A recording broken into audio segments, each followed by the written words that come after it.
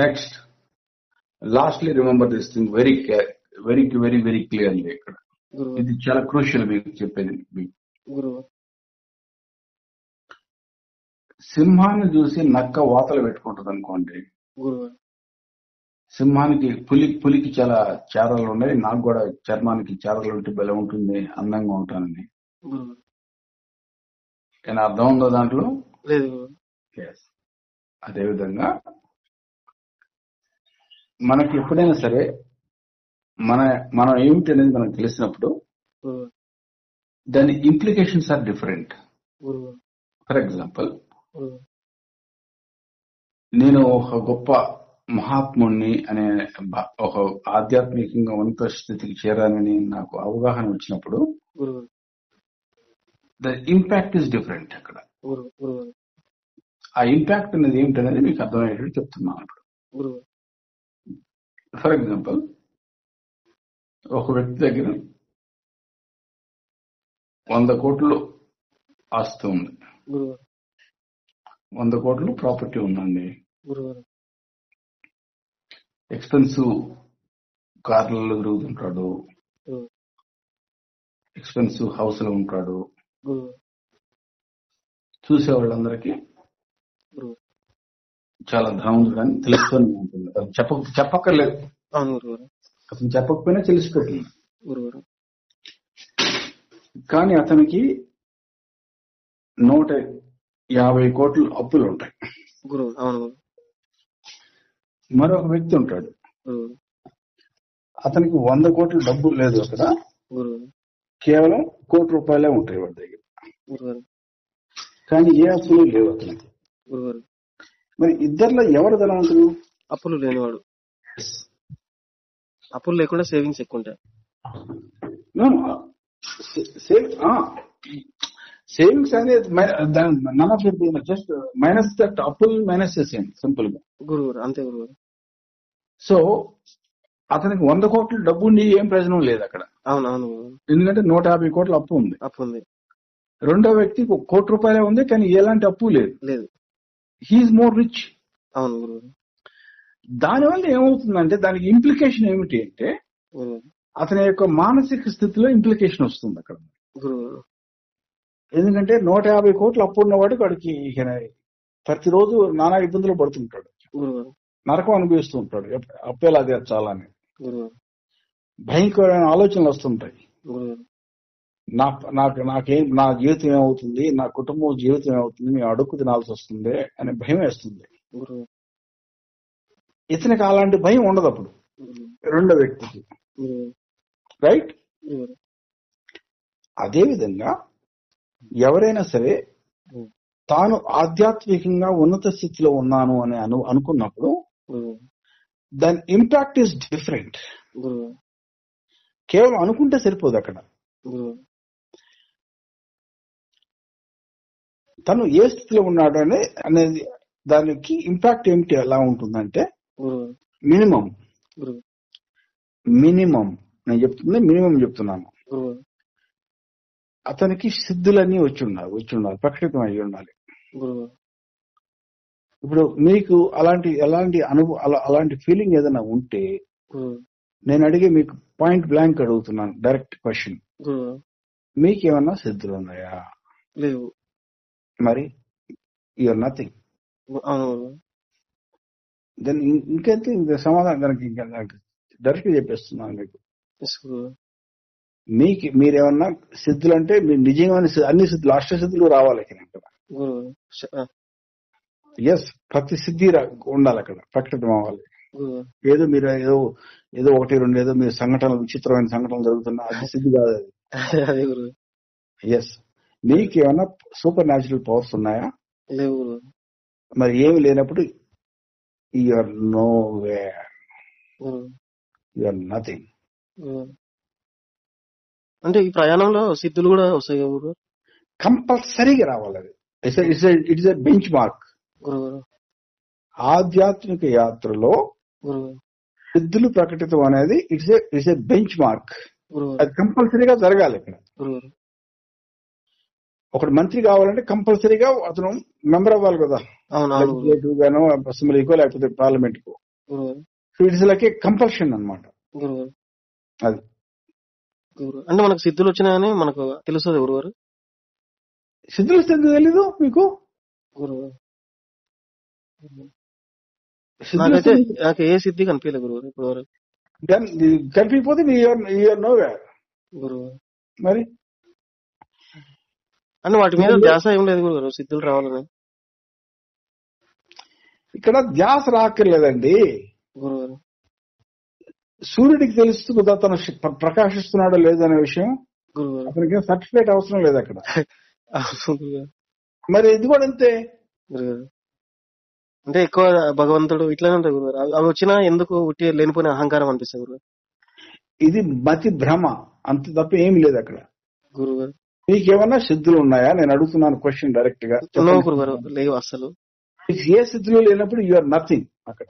గురుగారు ఎస్ గురుగారు అంటే మిమ్మల్ని పర్సనల్ గా నేను అడగొచ్చు గురుగారు. అంటే మీరు సిద్ధులు సంపాదించుకోరు గురుగారు. ఏమండి మీరు సిద్ధులు సంపాదించుకోరు గురుగారు. నాకా? గురుగారు నాకే సిద్ధులు లేవు. I'm also like you. అంటే క్యూరియాసిటీ తోటి అడిగాను. నేను అందుకే చెప్తున్నాను మీకు. గురుగారు నాకు ఎలాంటి సిద్ధులు లేవు. గురుగారు మీకు నాకు ఎలాంటి తేడా లేదు అక్కడ యాక్చువల్ గా. ఎందుకంటే మీరు మీ కర్మల నుంచి ఫ్రీ అవడానికి మీరు స్ట్రగుల్ అవుతున్నారు, ఆ కర్మల నుంచి ఫ్రీ అవడానికి నేను స్ట్రగుల్ అవుతున్నాను ఇక్కడ. గురుగారు మీరు గురు స్థాయిలో ఉన్నారు కదా గురుగారు మీరు. ఇట్ ఇస్ జస్ట్ కోఇన్సిడెన్స్ అండి. గురుగారు ఇప్పుడు మీరు ఉదాహరణకి 29 సంవత్సరాల వయసు అండి, మీకేదో యాక్సిడెంట్ అయింది, మిమ్మల్ని ఏమైనా హాస్పిటల్కి రష్ చేస్తారు. అక్కడక్కడ కుర్ర డాక్టర్ ఉంటాడు, ఒక మీకన్నా వయసులో చిన్నవాడు, మిమ్మల్ని సేవ్ చేస్తాడు. అంత మాత్రం చేత అతనే మీకన్నా గొప్ప స్థితిలో ఉన్నాడని అర్థం కాదు అక్కడ. అది మిమ్మల్ని సేవ్ చేసింది భగవంతుడు సేవ్ చేశాడు అక్కడ అంతే. అతను కేవలం ఒక మాధ్యమం అయ్యాడు మీకు, ఆ కుర్ర డాక్టర్. రైట్? అవును గురుగారు. ఇక్కడ కూడా అంతే. మీ గురువు అయినా సరే నేనైనా సరే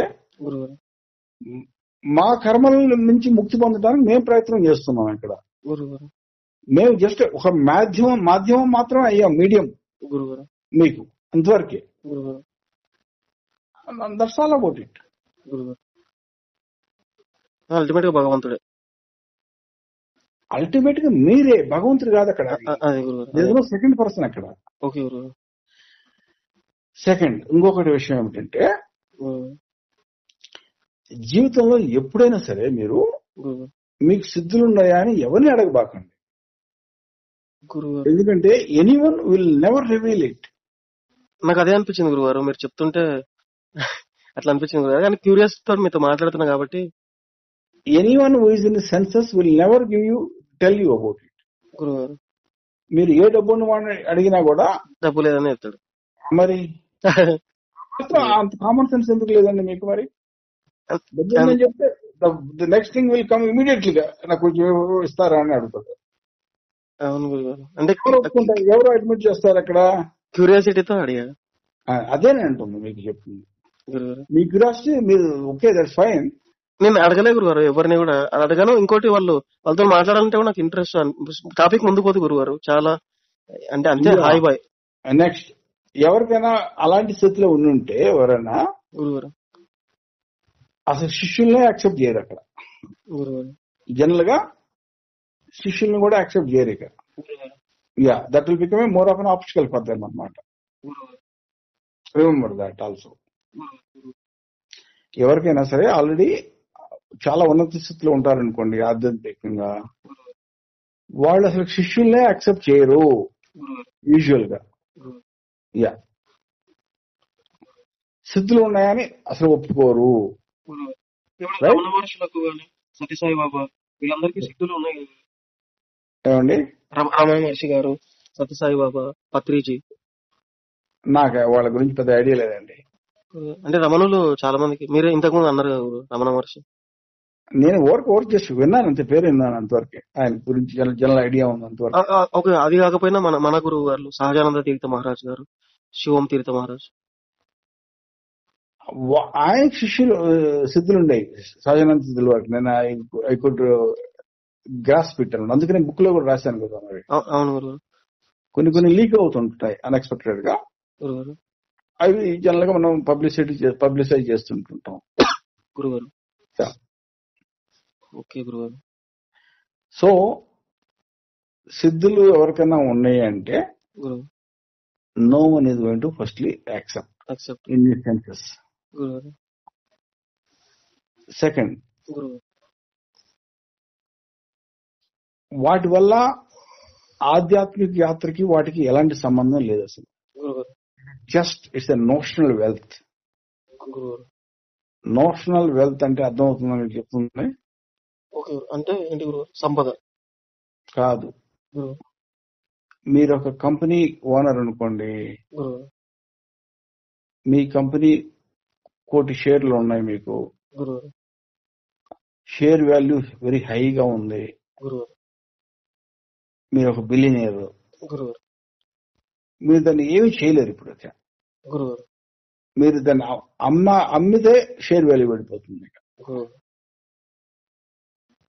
అంటే మీ షేర్ మీరు అమ్మారంటే తెలిసిందంటే ఎవరికైనా గురువు నెక్స్ట్ డే మీ షేర్ వాల్యూ క్రాష్ అయిపోతుంది. గురువు మీ కంపెనీ దివాలా తీస్తుంది. అంటే మీకు 1,00,000 కోట్ల విలువ ఉన్న కంపెనీ రాత్రికి రాత్రి 1,000 కోట్లకు పడిపోతుంది.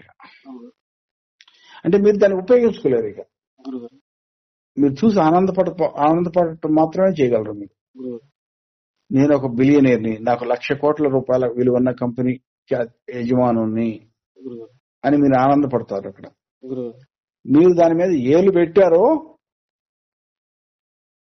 నేను ఒక కొన్ని జల్సా చేస్తాను, స్విట్జర్లాండ్ పోతాను, జపాన్ పోయి ఎంజాయ్ చేస్తానని మీరు వేలు పెట్టారన్న విషయం ఎలాగో తెలిసిపోతుంది జనానికి. గురువు నెక్స్ట్ డే క్రాష్ అయిపోతుంది. మీరు 1,00,000 కోట్లు మర్చిపోండి, మీరు 1,000 కోట్లకి దిగిపోతారు, 100 కోట్లకు పడిపోతారు. గురువు అది దాన్నే నోషనల్ వెల్త్ అంటారు. గురువు notional wealth is that wealth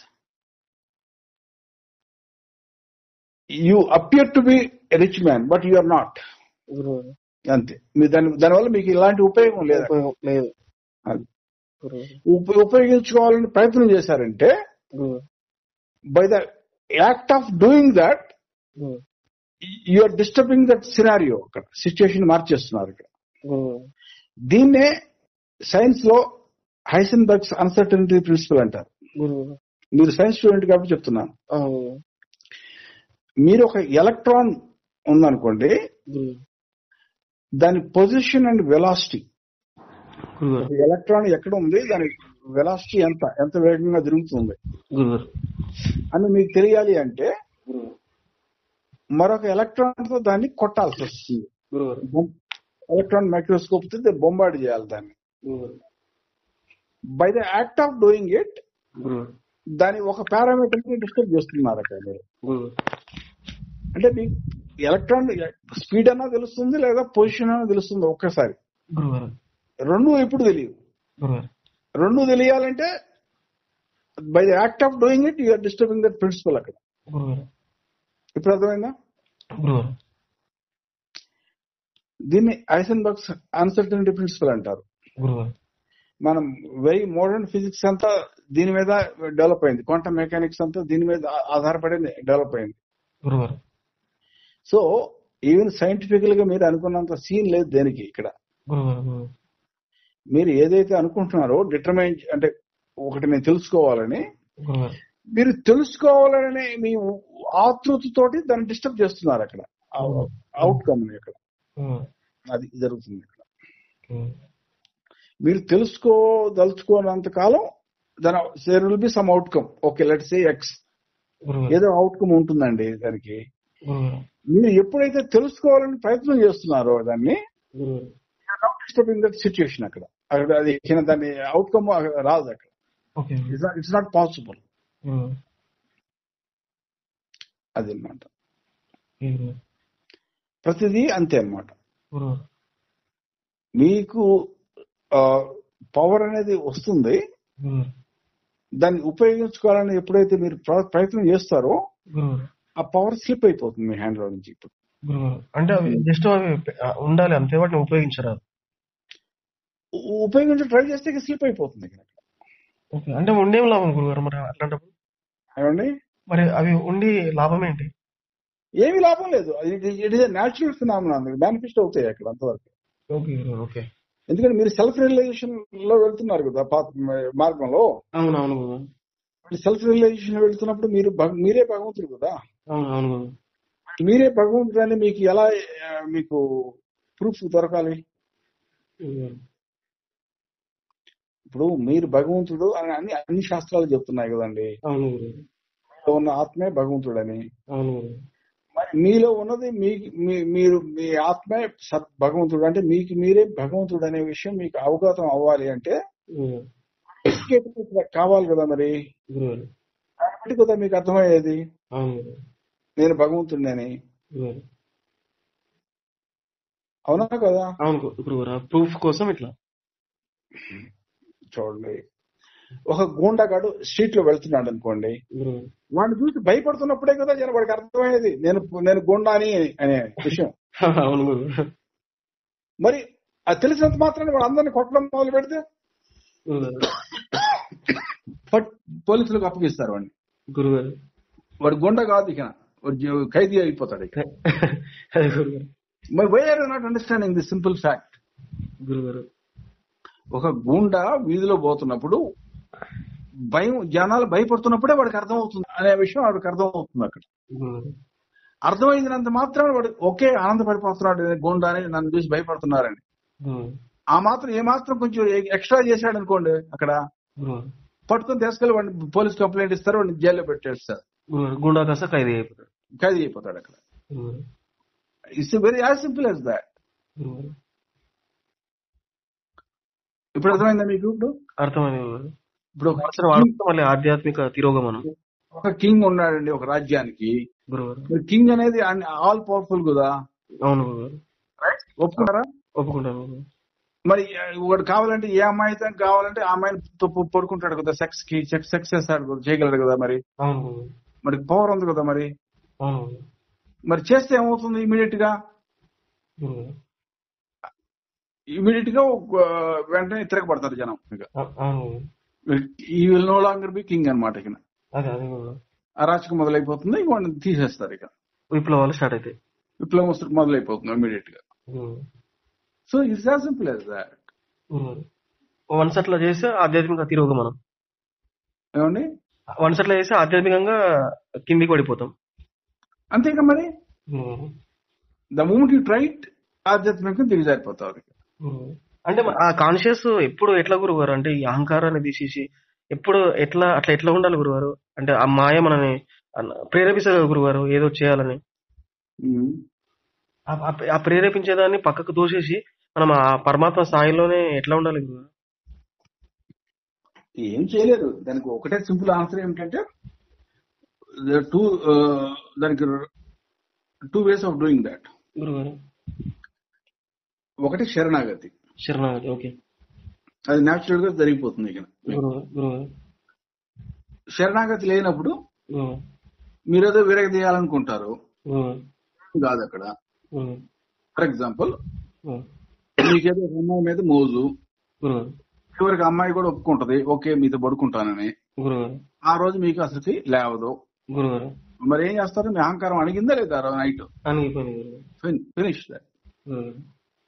మీకు అది కావాలా లేకపోతే శరణాగతి కావాలా? మీరు డిసైడ్ చేసుకోండి. ఉన్నది ఒకే ఒక్కటి శరణాగతి.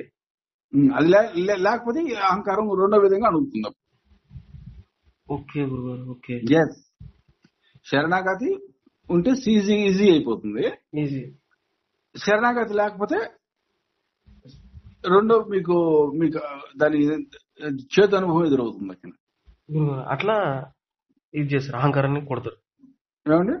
అట్లా అయితే అంటే మంచిగా చెప్తారు, లేదంటే కొట్టి చెప్తారు. చివరికి అహంకారం అనగటమే కదా మెయిన్ ఇక్కడ టెర్మినల్ ఆబ్జెక్టివ్. గురుగారు అంటే ఎండ్ ఎయిమ్ అంటే అంతిమ లక్ష్యం అని అహంకారం అనగటమే కదా. మరి అదైతే గానీ ప్రోగ్రెస్ కాదు కదా. మీకే మీరే సరెండర్ అయిపోతే ప్రాబ్లమే లేదు అక్కడ. సరెండర్ కాకపోతే సెకండ్ వే అవుతుంది అక్కడ. అది అర్థమైంది. ఉన్నవి రెండే, ఒకటి శరణాగతి లేకపోతే ఇట్లా. అది నేను చెప్తుంది మీకు. అంటే దాన్ని మీకు అర్థం అవ్వాలని ఈ విధంగా కొంచెం పచ్చిగా చెప్తున్నాను. పర్లేదు గురుగారు, నాకు చాలా అంటే మీకు అర్థం కావడం ముఖ్యం కదా అక్కడ. గురుగారు దాదాపు 2 hours అవుతుంది గురుగారు మాట్లాడి, అయినా నాకు ఇక్కడ ఇంకా వినాలనిపిస్తుంది గురుగారు. అని మీ విలువైన సమయం ఇచ్చిరు గురుగారు, చాలా సంతోషం గురుగారు. అద్భుతమైన ఆన్సర్స్ అన్ని మీ ద్వారా దొరికినాయి గురుగారు. ఓకే, అంటే అఫ్ కోర్స్ నేను అందరూ శిష్యులు కొంతమంది నార్త్ ఇండియన్స్ అందరూ ఫోన్ చేస్తుంటారు కదా గురుగారు. సో అందరికి రకరకాలుగా వాళ్ళకి అర్థమయ్యే రీతిలో చెప్తాను నేను గురుగారు. ఓకే, కొంతమంది 60-70 సంవత్సరాల వాళ్ళు శిష్యులు ఉంటారు, వాళ్ళకి చెప్పే తీరు వేరుగా ఉంటుంది. మీ ఇలాంటి కుర్ర వాళ్ళకి చెప్పే తీరు వేరుగా ఉంటుంది. అదే విధంగా ఇంగ్లీష్ మాట్లాడే వాళ్ళకి ఒక విధంగా చెప్తాను, హిందీ మాట్లాడే వాళ్ళకి ఒక విధంగా చెప్తాను. తెలుగు, మీరు తెలుగు వాళ్ళు కాబట్టి మీకు చెప్పేది నాకు కొంచెం తెలుగు వ్యాస వస్తుంది అక్కడ, అంతవరకే. Right? So remember this thing always. ఏది గురుగారు remember this? Either you surrender or you will be forced to surrender. You will be surrender, forcefully surrender. And you will not like it when you are forced to surrender. లేదు గురుగారు, అది force ఏం అక్కర్లేదు గురుగారు. Yeah, just remember it. గురుగారు, yoga is all about that. గురుగారు, yoga forceful గురుగారు? Yoga forceful మీరు అడిగే దాంట్లో అర్థం లేదు. Yoga force is not forceful thing. Yoga is మీరు ఇందాక అంటే నాకు అట్లా అనిపించింది. అంటే యోగా ఈజ్ ఫోర్స్ఫుల్ అన్నట్టు వినిపించింది. యోగా ఈజ్ డిఫరెంట్ థింగ్ అండి. యోగా అంటే యోగాలో రకరకాల టెక్నిక్స్ ఉన్నాయి కదా. నాకు ఎందుకు ఆ సెంటెన్స్ అట్లా అనిపించింది గురుగారు, అదే టాపిక్ కాదు గురుగారు. భక్తి యోగంలో చేసే వాళ్ళకి దాన్ని శక్తిని ఆహ్లాదనీ శక్తి అంటారు. చాలా సుఖంగా సవ్యంగా జరుగుతుంది అంతా భక్తి యోగంలో వెళ్ళే వాళ్ళకి. అదేవిధంగా హఠయోగం లేదా రాజయోగంలో ప్రాక్టీస్ చేసే వాళ్ళకి శక్తి ఉధృతంగా వస్తుంది, ఉగ్రంగా ఆహాన్ని అణిచేస్తుంది అక్కడ. సో యోగం అనేది సింపుల్ గా ఉందా అనేది మీరు అనేది దానికి మ్యాచ్ కావట్లేదు. అది అంటే ఎందుకు మ్యాచ్ కావట్లేదంటే మీ అప్రోచ్ ని బట్టి ఉంటుంది అక్కడ. జాబ్ ఈజీయా అంటే ఉదాహరణకి ఫర్ ఎగ్జాంపుల్ ఎవరొకరు మిమ్మల్ని అడుగుతారండి క్వశ్చన్, జాబ్ చేయడం ఈజీయా అని, ఏమైనా అర్థం ఉందా దాంట్లో? అంటే ఏ జాబ్ చేస్తున్నారు దాన్ని బట్టి కదా ఉండేది. మరి జాబ్ చేస్తుంది ఈజీ అని ఎలా అడుగుతారండి ఎవరికన్నా?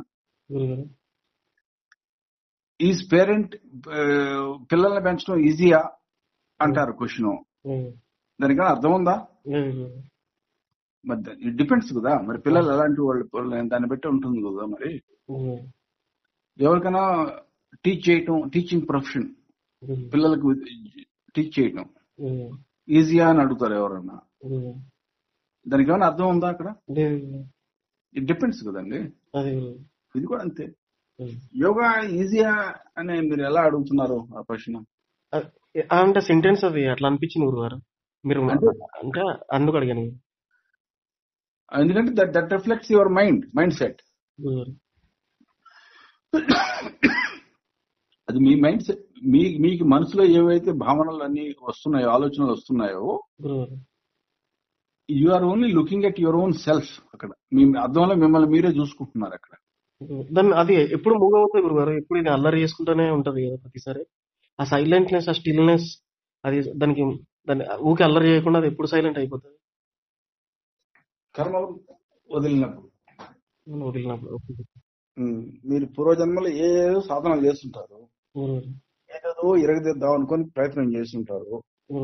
అవన్నీ కర్మలు కూర్చున్నాయి. ఇప్పుడు ఆ కర్మలన్నీ ఇప్పుడు మీకు ఏంటంటే మీకు రిఫ్లెక్ట్ అవుతున్నాయి ఇప్పుడు ఆలోచన రూపంలో. ఇప్పుడు అవన్నీ పోవాలి. ఇప్పుడు అవన్నీ పోవాలంటే మీకే మీరు తుడుచుకోలేరు. శక్తిపాతం జరిగింది కాబట్టి శక్తి తుడిచేస్తుంది, ప్రొవైడెడ్ మీరు బ్రేక్ అప్లై చేయటం ఆపినప్పుడు. Stop applying brakes. Stop applying brakes అంటే అర్థం కాలేదు.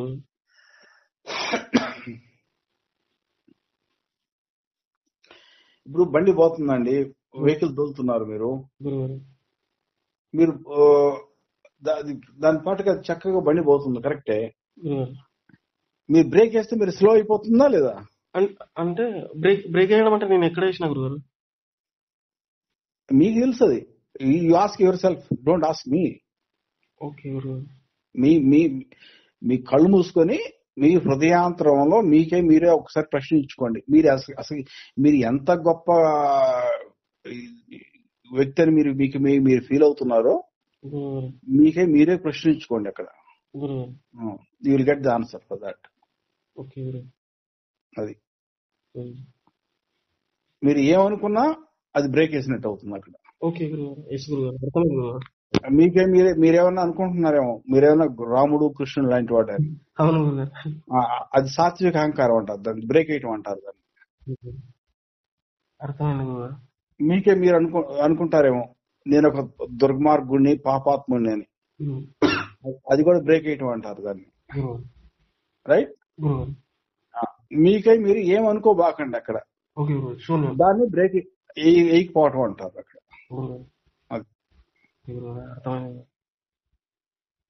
మీ గురించి మీరు ఏవైతే అనుకుంటున్నారో దాన్ని బ్రేక్ అప్లై చేయటం అంటారు అక్కడ, right? Either good or bad. అసలు ఏమనుకోవద్దు. ఎస్, అది నేను చెప్తుంది. దాన్ని బ్రేక్ వేయకపోవటం అంటారు, దాన్ని అప్లై బీయింగ్ న్యూట్రల్.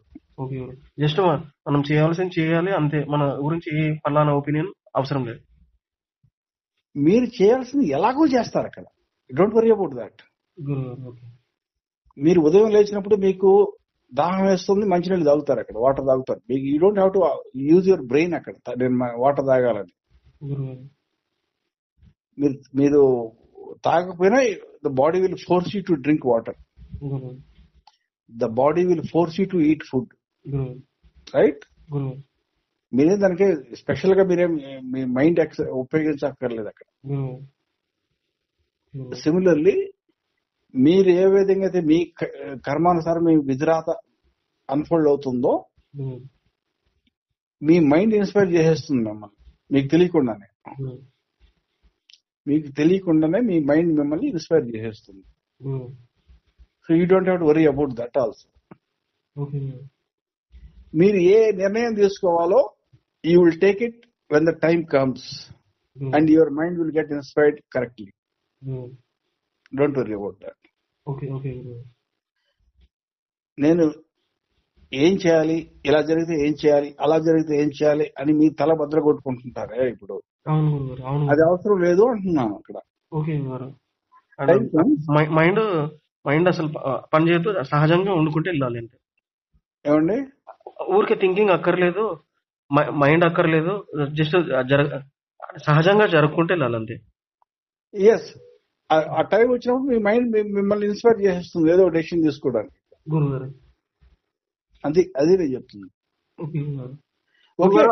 ఇంకొక మాట గురుగారు, ఇప్పుడు అంటే శక్తిపాత్ పుస్తకాలను పూర్తిగా చదవలేదు గురుగారు, ఒక పరాశక్తి, సాధన శిఖరం ఒకటి చదివాను. అయితే వేరే లిటరేచర్ నేను చదవచ్చు గురుగారు? ఇప్పుడు రామకృష్ణ మఠం వాళ్ళ పిరమిడ్ సొసైటీ, పత్రిజీవి ఎక్కువ వింటుంటాం గురుగారు. పత్రిజీవి you will only get confused. Don't do that. My suggestion. గురుగారు don't do that. అలా అన్నసరిగా మీరు కన్ఫ్యూజ్ అయిపోతారు. ఓన్లీ మన పుస్తకాలు చదవడం enough. That's more than enough. ఇది చదవకపోయినా స్టిల్ ఇస్ ఓకే. చదవకపోయినా ఓకే, మన పుస్తకాలు చదవకపోయినా ఓకే, మీ సాధన మీరు చేసుకోండి.